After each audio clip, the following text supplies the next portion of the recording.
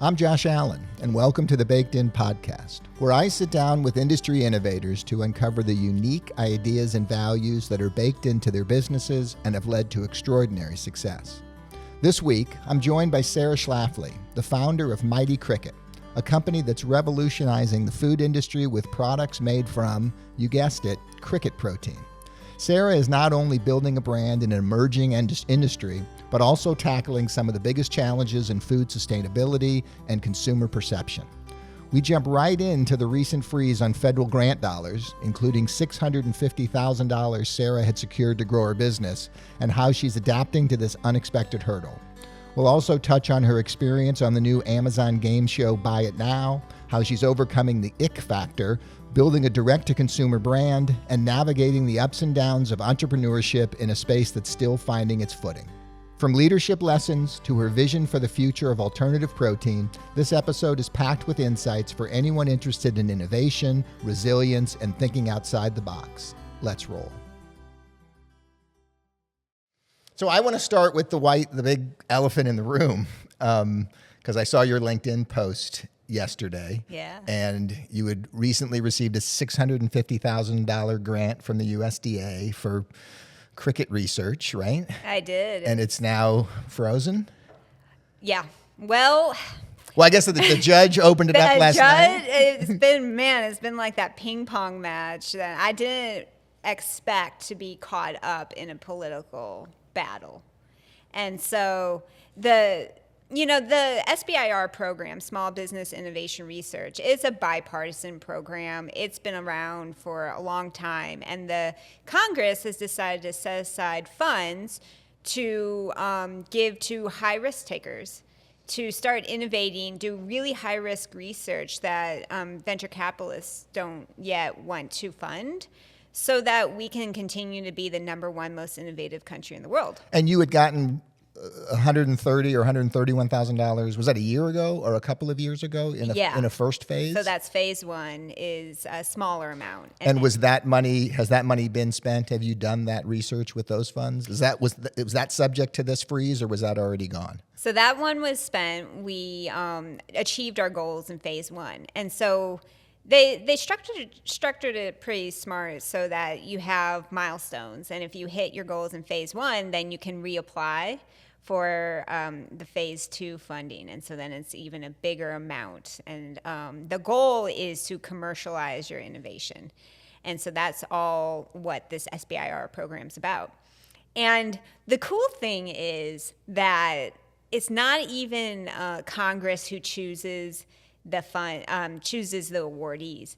They actually send out all of the proposals to lay people around the U.S. These are scientists, highly technical people who review the proposals, and then about 13% of the proposals get funded.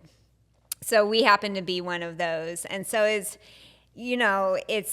people all around the U.S. who thought, well, cricket protein is actually a pretty innovative idea and something that's needed. And the big piece of it for you in needing to, because this research wasn't, or these funds weren't about building a facility. This wasn't to fund the growth of your company. This was to determine the feasibility or the sustainability of harvesting your own crickets, or how do you, am I right about that? So our research, the proposal for this grant, is taking waste from the St. Louis food system, and we of course get our waste from Companion too, the bread waste, the cuttings, the trimmings, sure, and all the off-spec items that you've produced, and we feed it to the crickets and see, have the crickets grown from it?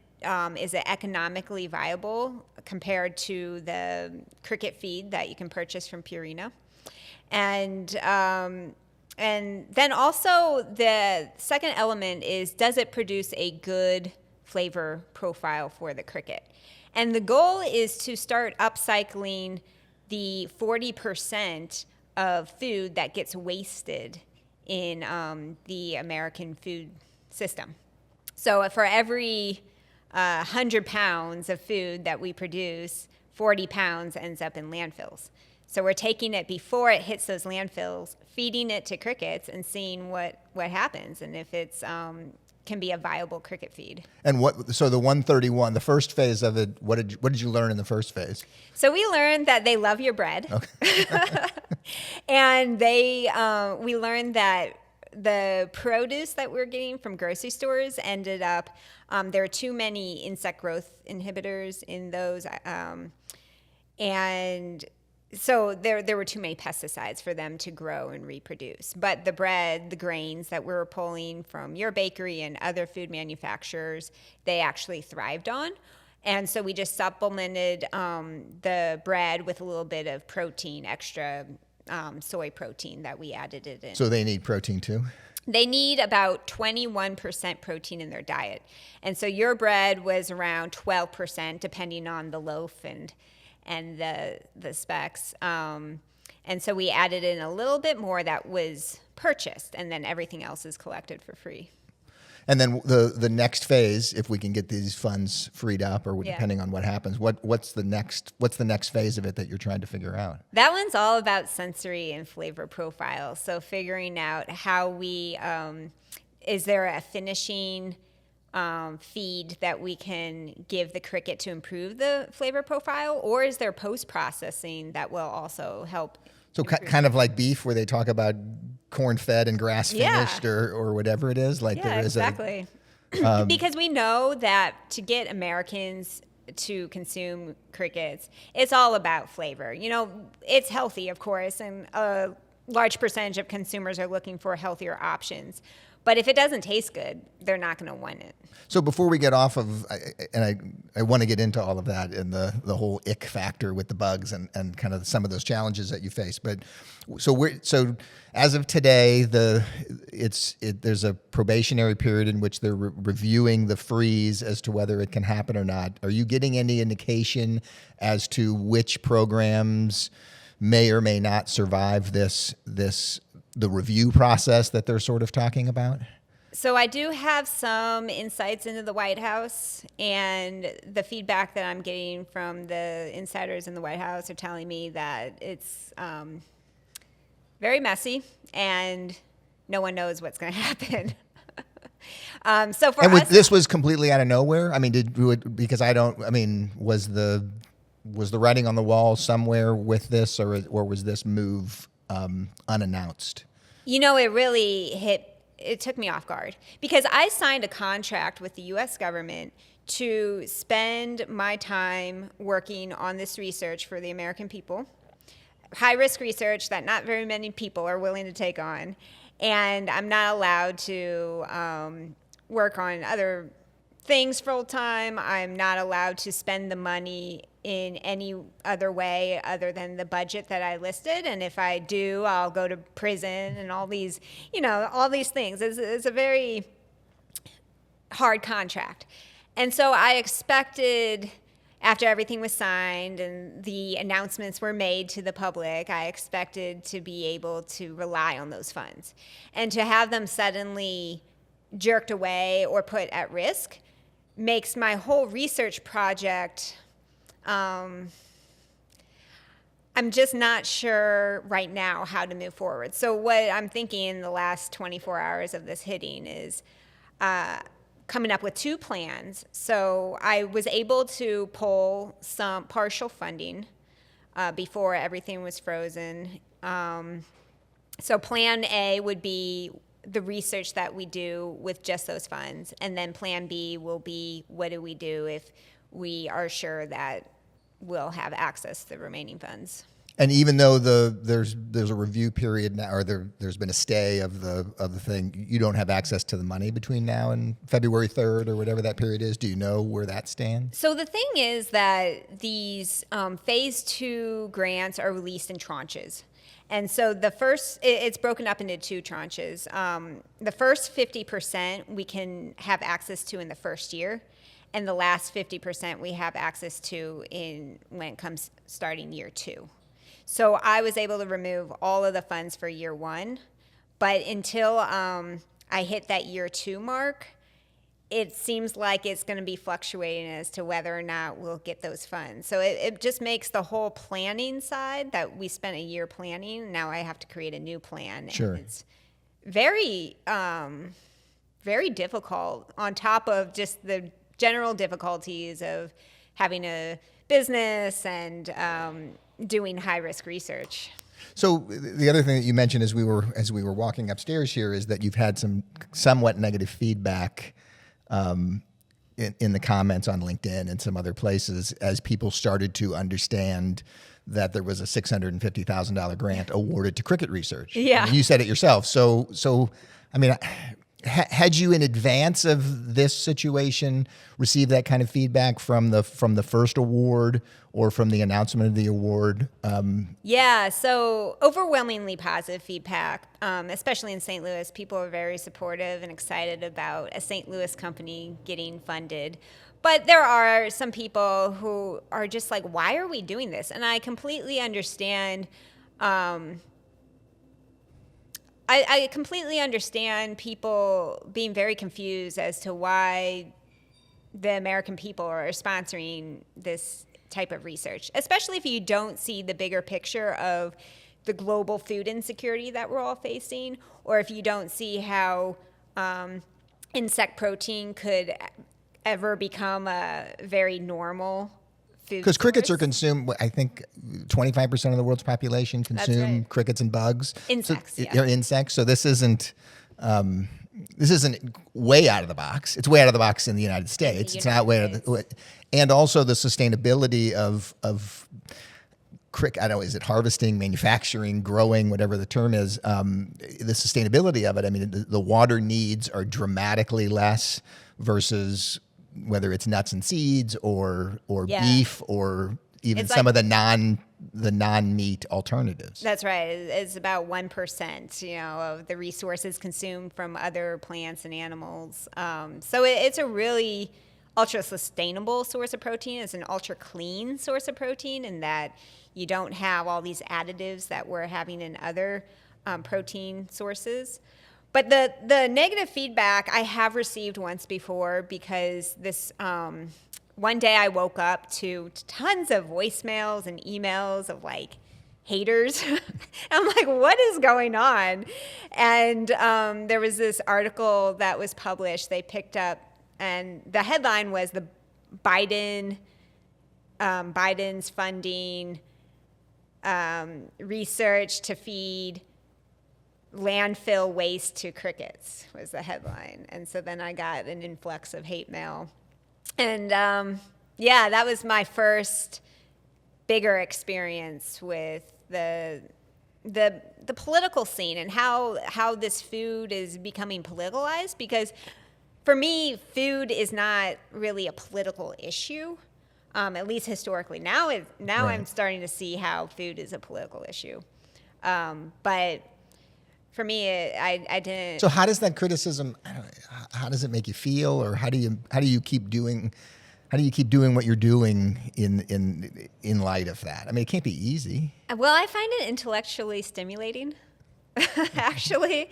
So I don't report. I really haven't blocked any of the haters on LinkedIn. Sometimes I'll send a connection request, just because the back and forth conversation I just find really fascinating, and I want to understand what their hang-ups are and understand their point of view.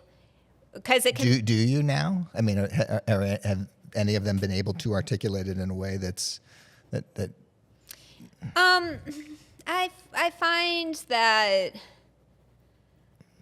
I do understand. Yeah, I understand why people are frustrated with the government. I do understand that. Okay. But just not with the crickets.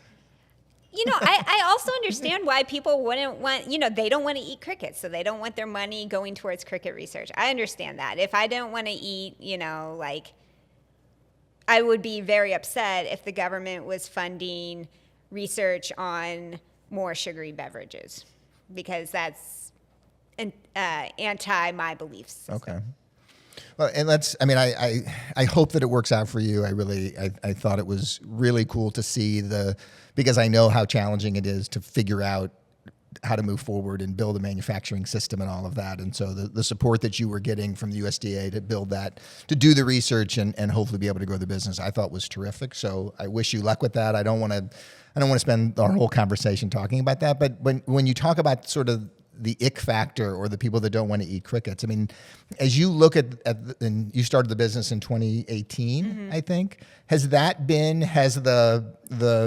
just the nature of the product been the biggest obstacle to growth since 2018? Or what are the things that have been the biggest challenges for you? Well, one of the biggest challenges is the industry is in an infancy in terms of like mass scale commercialization. Like people consume insects, but they do it very in a local village sense. They're just kind of harvesting them wild. So the whole mass production of insects and then mass producing it into a powder and shipping it out, that is very new for the industry. And so supply chain for you? Supply chain. That's the challenge is some of the farms ran into financial challenges in 2020 and shut down. And when that happens, switching from one supplier to another, completely different flavor profile. Sure. And you're making protein powders and oatmeal, right? Those are essentially the products that you're selling Our core right ones right now are protein powders. So when you buy crickets for that, and as I understand it, it's like a third of the protein source in your stuff is crickets. It's also pea protein and rice protein. So it's a blend to get a complete protein. When you're buying that, are you buying a powder? Is it already manufactured and processed into cricket powder, or are you buying crickets and doing the manufacturing of the powder yourself? Like, help me understand sort of how much value add you do to the process. Yeah. So what I do is I scour the planet for the best tasting cricket, and then I work with the farmers to produce a powder form, and then they do the powdering for me. I'm starting to see the need for a central processing facility. Is part of the research the idea that you would flip that into your own manufacturing facility to grow the crickets yourselves? Not to grow the crickets myself. What I want to do is, I had toyed with that idea, but actually when I did my research and discovery, I realized that there are enough farms around in the U.S. and around the world growing crickets. What is really needed is a central processing facility. And this is what the chicken industry has, the beef industry has. The cricket industry doesn't have this. Some of these farmers, they're farming, they're processing, and they're creating end products. And that's just a lot for one company to take on. Does the processing do anything from a flavor perspective? It does, yeah. The processing can be key to producing a really nice tasting cricket and a really poor tasting cricket.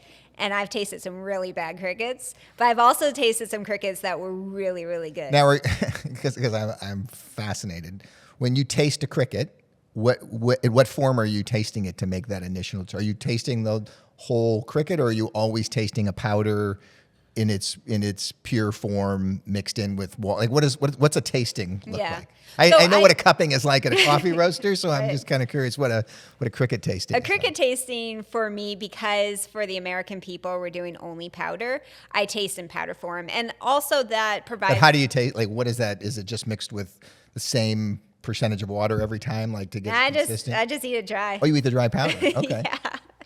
Yeah, it's not like. Now, is that what's called cricket flour, or is cricket flour something different? So, cricket flour and cricket protein powder are the exact same thing. Okay. And some brands started using the term cricket flour. We had cricket flour, but then we switched back to cricket protein powder because people were confused with flour, thinking like they could use it like, regular flour. And really, it's a protein powder. It's 70% protein. So it's when you're using it in a baking application, you want to treat it more like a whey protein powder. Okay. And when cricket protein powder by itself, the stuff I was reading in researching online is that it doesn't have a great reputation because there's nothing that's been added to it. There's been no sweetener added to it. It's not been blended with anything else to come up with a nice product. Is that the value then for you to manipulate it into a finished product? Yeah. Because by itself, regardless of what it is, there's even more hurdles and obstacles to get people over than when you're blending it into a complete product. So by itself, it's all about the cricket diet and the processing.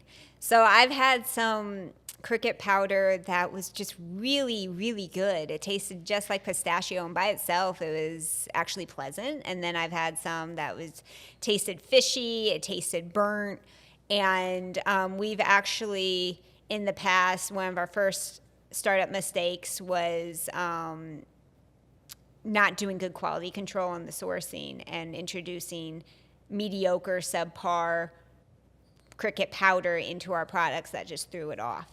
And so now we've developed standards and have really understood how to do quality control and make sure that our products are always going to taste good.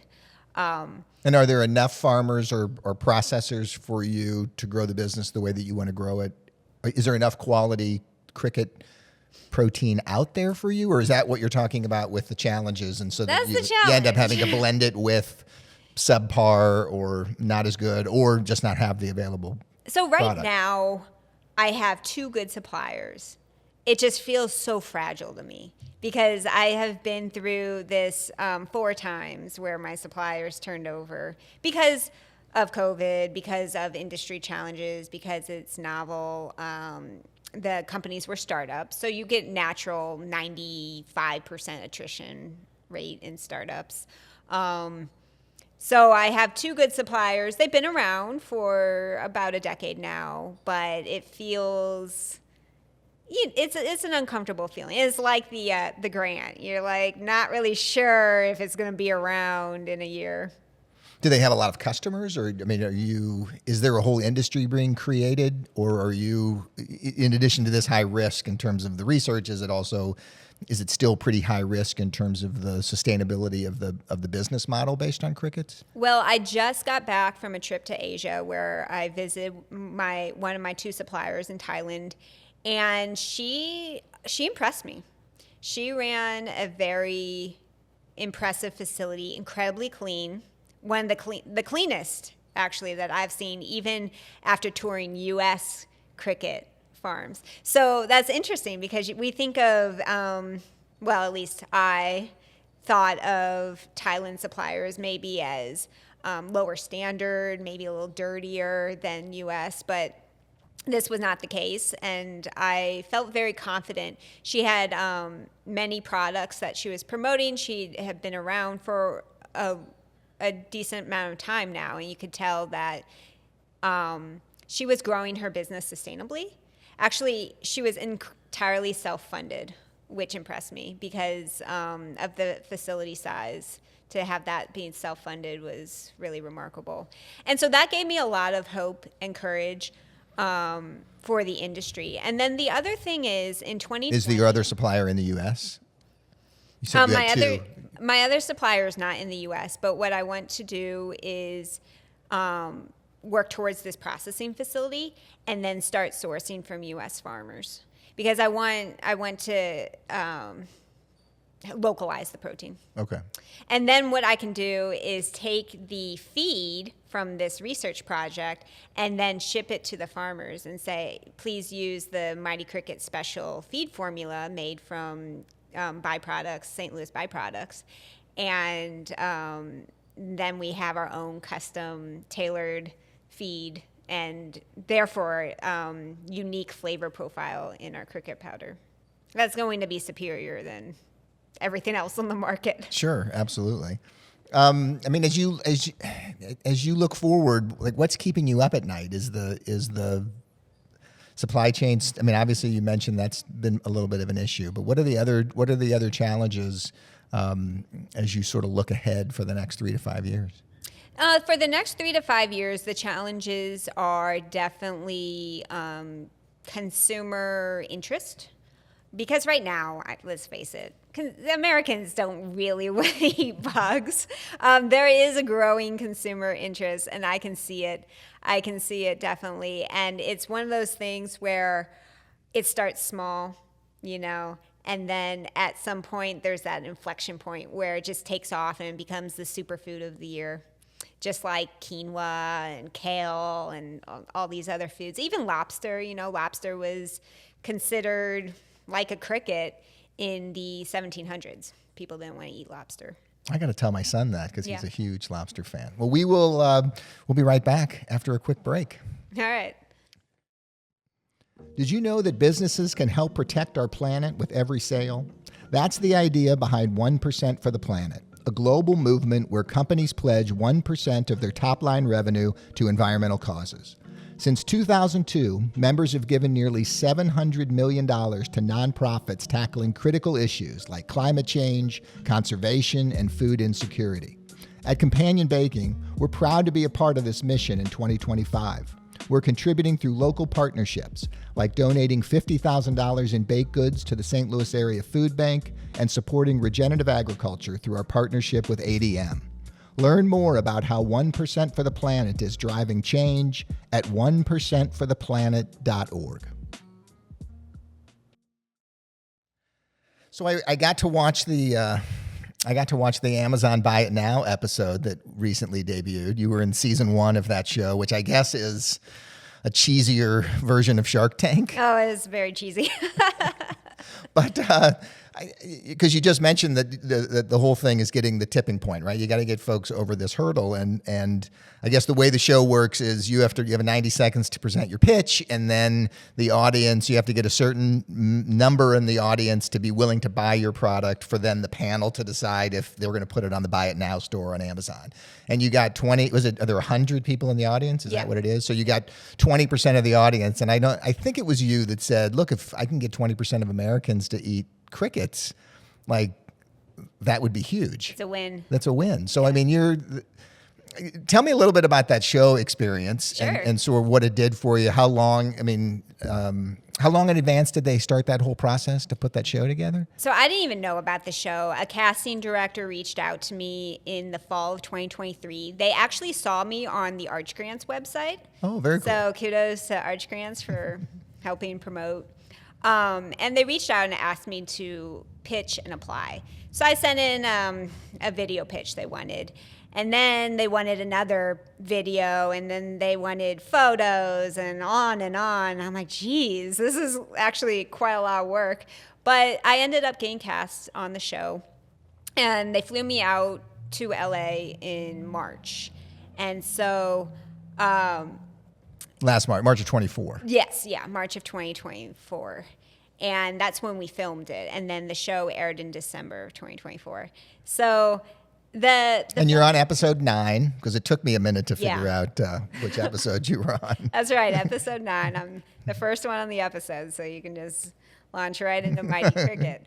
But the show was really fun to film, and I love performing and speaking and stuff. So that was a great time. But when I was pitching, after the pitch, the audience, they give the red light, green light on whether they would buy it. And so when I got 20, in my mind, I was like, wow, 1 in 5 Americans are willing to try cricket protein. That is huge to me. But apparently that was kind of a low number, because the host was like, ooh, that's a lot of red. I think it's a low number in terms of for most products, because you would expect most products to be different. But I think in your situation where the whole hurdle is getting people just to get to trial, I think it was a huge number. Like as I was watching it, I was thinking the same thing. Like, I'm sure they're going to criticize the low number, but the fact is that it's certainly not 1 in 5 if you ask them on the street that would be willing to try it. I mean, I think if you can get there over the next handful of years from the sustainability message and from all of those other messages, it would be huge. It would completely change your market, I would think. Yeah, it was crazy. I was blown away. And then after I was finished filming, they put us in this little cell, this holding room, because it was a game show. So they had all these SEC rules that they had to follow. And so the other contestants who had already filmed, they were in the room, and I was like, oh, yeah, I got 20. And they're like, oh, yeah, we got like 80. I was like, oh, okay. I realized at that point that my number was really low, but to me, it was a huge win. One guy was I think it was a phone speaker, like a built-in phone speaker, and the other one was a tattoo cream that numbs the numbing cream for a tattoo. So. Yeah. And then the third was a plant sensor, which was a really cool product, the plant sensor. And I think... because then in the end, if you get enough, then you get onto the store, and then at the end, they also do a $20,000 award if you're the number one product for the day, and that was not you. That was the tattoo cream, actually. But so you were on Amazon. You were already selling your product on Amazon before? I was. Was there any uptick? Did you see any movement on that store? There was a little bump. You know, I knew that like Shark Tank, you get a big spike, and then you kind of get it to level off. I was not really sure what kind of reception the show would get, so I put more in the store just to hedge my bets, and we got a little bit of an uptick. So you sell through Amazon, you sell direct to consumer on your website, and then you're in Fresh Thyme locally in St. Louis? We were in Fresh Thyme. It was a slow moving category, you know, the supplements category, and we just decided we didn't really want to continue to put all our efforts into in-store demos, because that's a lot of time. Sure. We can reach out to our customer much more quickly and efficiently, especially financially efficiently online. And so we really are leaning into our online strategy. And is the strategy more than just those two outlets? Are you looking for some of the consolidated health food spots that, you know, would sell multiple brands of protein powder or other things? Or what does the online strategy look like? Yeah, right now we've been focusing on Amazon and online, our website. I'm thinking about adding in Walmart actually this year. And as we're slowly growing the sales, you know we can burn a lot of money on marketing, but the real need right now is that processing facility and that research, because the industry, I mean, there are so many research projects I have in mind that I want to pursue. And so while the market is slowly and organically increasing their knowledge through media, through podcasts like this one, we're kind of buying our time by developing our intellectual property, making sure we have a really solid, good tasting cricket and a really solid supply chain. Because when that inflection point hits, we want to be ready. We don't want to be caught off guard. And so I'm okay not trying to burn all our money and really push Americans to eat crickets now when they are a little bit hesitant to. I'm okay with just doing a slow growth on the sales side and really leaning into the research. I mean, that's incredibly mature way to think about that. I mean, I think, and patient. How much runway do you have do you have a fair bit of runway? Is the business sustainable enough with what you're selling currently to allow you to be patient and wait for that inflection point? Yeah, right now it's sustainable. I've always wanted to build the company sustainably and not depend on investment, because the companies that have come before me did a kind of the crash and burn experience where they raised a bunch of money. It wasn't sustainable, and they were out in 5 years. Well, sure. And in that raise, there's an expectation of rapid growth. I mean, if it's not your money, there's an expectation of pretty rapid growth. Exactly. Right? And I do have one group of investors that approached me and said, we are looking for practical businesses with slow growth. And so I took their money because they had that aligned expectation with mine, that this is something that you have to be, it's a it's an industry you have to be really patient in. And I wasn't expecting to grow it in 5 years and sell it. I was expecting to get in early, be an established thought leader and player, and grow it at the pace it needed to be. And in doing that, I also am not depending on Mighty Cricket for my own personal financial needs. I have other companies that are pay my bills. Yeah. That you work for and that you run. And Yeah. we talk a little about, because I know Sure. that in some of the research I saw that you had started you started culinary school. Was that the first thing that you That was did my then? very first company. Your first yeah. business. How old were you when you did that? I was 20. I've wanted to be an entrepreneur since as long as I can remember. 10 on is probably my earliest memory. I was already starting to think of businesses. And the funny thing is, all the businesses were around food. I just loved food.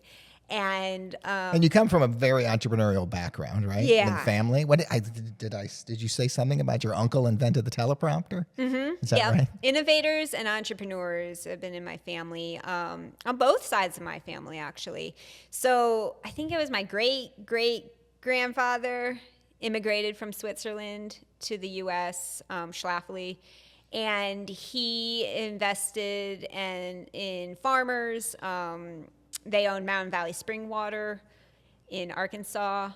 And from there, it's just been like a series of entrepreneurs and innovators. So what are the other food businesses that you're associated with?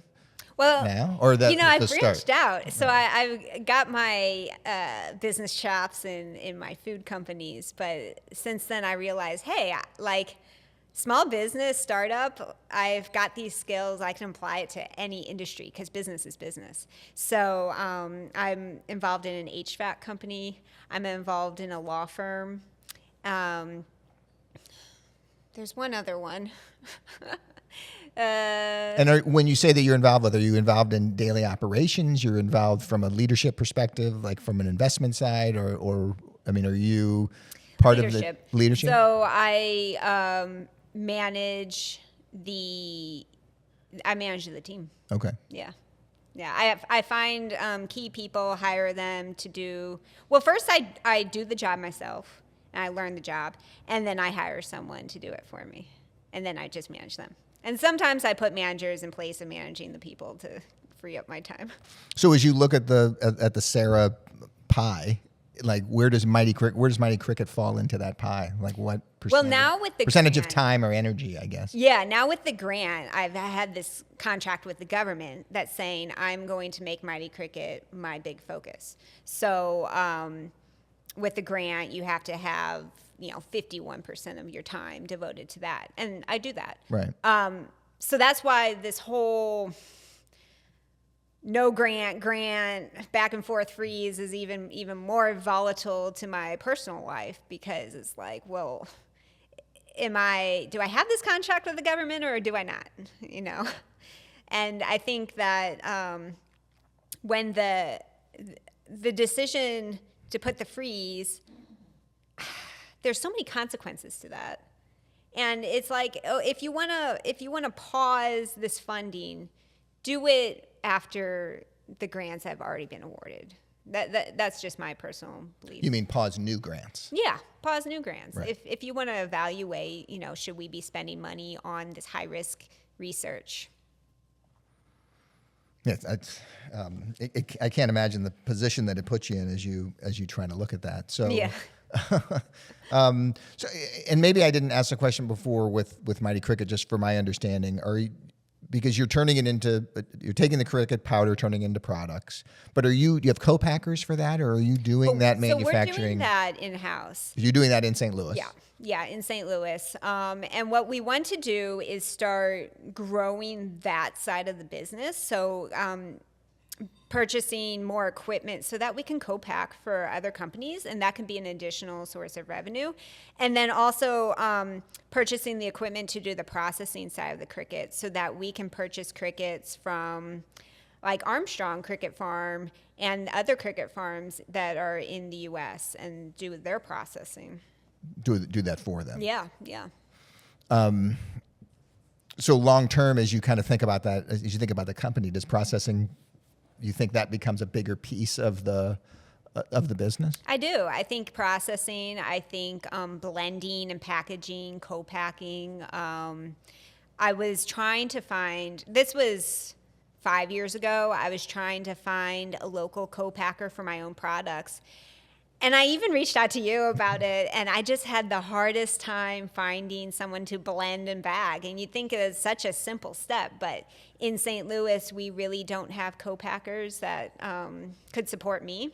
Right. And so, well, dry blending is a whole different business too, because Yeah. you have to ensure consistency in the dry blend, and Exactly. and certainly Yeah. different than when you add hydration and turn it into a dough and stuff like that, which is just a whole different animal. Yeah, it's completely different. I mean, every single food product has its own unique needs. So where we could fit in is being a grinder, and milling. So like milling the cricket and then blending and packaging. So what excites you the most about what you're doing as you look ahead? Like, So I one mean, of the is the things- research piece more exciting to you than the manufacturing and the selling, or is it all exciting? It's all exciting to me. Yeah. Yeah. I love the idea of building out our portfolio of patents, but then I also love the idea of accumulating like the tangibles, the hard assets. Most of my work up to now has been very virtual. And then having my own facility, building out our own space and seeing, the Mighty Cricket sign on the building just has this like really fun, sexy appeal to it, as you know. Sure. No, absolutely. I mean, building your own brand is, there's so much pride involved in that every day. Yeah. And the excitement that you get and building a team. How big is your team now? My team is, I have a CTO and then my admin assistant, and I'm currently fulfilling a new marketing role. So what about just the manufacturing and the bagging and all of that? Is that how big of a group is that? So for the manufacturing side, I actually do it, and then I have an assistant that I bring in to help me with it. Okay. Yeah. So you're bagging it. If I buy a bag of protein powder, it's yours that's doing it? It's handmade by me. So we, taking a little bit of a step back, we met in 2021 at the TED Talk. Really, I think is where we had. That was, yeah. I mean, where we really had first spent a fair bit of time together, and we had Mish on not long ago, and a couple of other folks. Charlie, who spoke when she spoke during the women's event that day. So I've had a few guests on. Can you tell me about? And I've been just a huge fan and proponent of the whole TEDx experience. I don't think I'd be sitting in this chair having this conversation with you without just sort of that change in myself in terms of how I valued communication and curiosity and everything that kind of grew out of that experience. But can you tell me what that experience was like for you? So TED was my bucket list item, and it was something that I had already been speaking quite a lot leading up to TED. I started speaking when I was 21, so I had a lot of experience on it, and then I've had some TV, little TV spotlights. So with that experience, TED was just another opportunity for me to play, I guess. Sure. I really love to be able to share messages to the world. But with TED, what I really wanted to do was take my story and craft it in a way that was really compelling and more interesting than when I normally tell the story. It's, TED's all about condensing and making every word interesting and make every word count. And I knew that my story kind of would get windy a little bit, long-winded. And so it gave me kind of the impetus to develop a really tight, concise story that was very compelling. And it was just a lot of fun for me. I remember, I asked you if you remembered being on stage or if you had fun while you were speaking. And well, I told you I thought it was a little bit of a whirlwind and I don't remember it. Yeah. What I do remember though was because of this, the nature of the practice and sort of forcing you to be prepared, and the idea going in that you could speak for 13 to 15 minutes without any notes, and your notes weren't even going to be in your pocket or anywhere near, like, you got to get through this thing.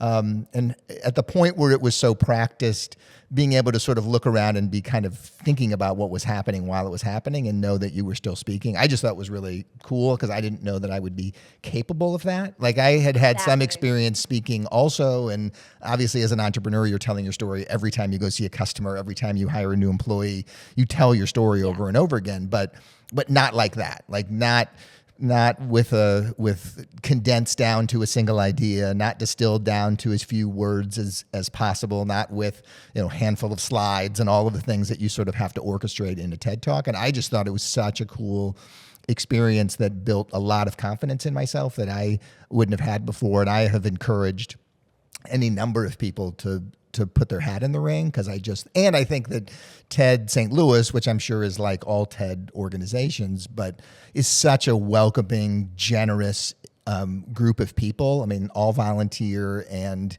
go out of their way to help you be successful, right? Like, once they are sold on your idea having value to bring to the world, they just do everything in their power to help you stand up on that red circle and deliver it in a way that's super positive for yourself and for the audience. And that generosity of giving was also just another, like, reflection of me of, like, what's so cool about St. Louis. Yeah, absolutely. Yeah. Mitch and Steve, the organizers, they do a really great job with TED. And I just had a blast with it. Yeah, that was... And I was telling you, it's turned into trade show talks for me and opportunities, more specific industry stuff than it has been to another experience like TED. But so that 13-minute presentation will grow to 45 minutes or an hour when I put more specific examples behind, like how somebody could, when the rubber meets the road inside of a manufacturing facility, bring those ideas to life. Mine was about waste and reducing food waste and waste in our organization. But it's really opened up some neat opportunities for me to continue talking. Has it done that for you? Or you said you were sort of doing it anyway, I guess. I was doing it anyway, and it hasn't really expanded it in that sense. But something that I noticed is once the video clip was online, I pinned it. Is not the right term, but I pinned it on my LinkedIn, and on multiple times a year, maybe once a month or something, I'll have someone who's like, "Oh, I watched your TED Talk and I was really fascinated about this piece." And it's just served as this, like, ongoing educational tool. Yeah, and it lives forever, which is cool. If it makes when it lives out there.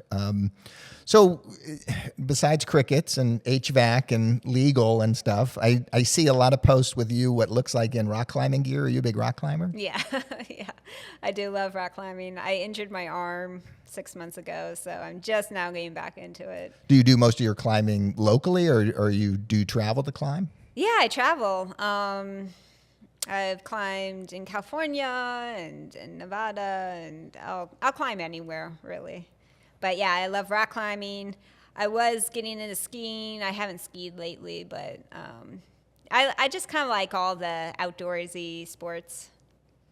Well, it's great to catch up with you, Sarah. It's really cool to hear all the stuff that you've got going on. I'm sorry, for lack of a better word, that you're dealing with this nonsense with the grant freezing. I really hope that works out to your favor. I'll certainly stay in touch and try to hear how that plays itself out. But continue good luck with meeting that inflection point sooner for the world to keep consuming cricket. Thank you. Thanks for inviting me on the show. Thanks for joining me.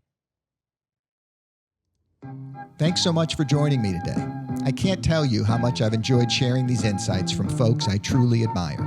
Be sure and follow the show in your favorite podcast player to be alerted to newly released episodes.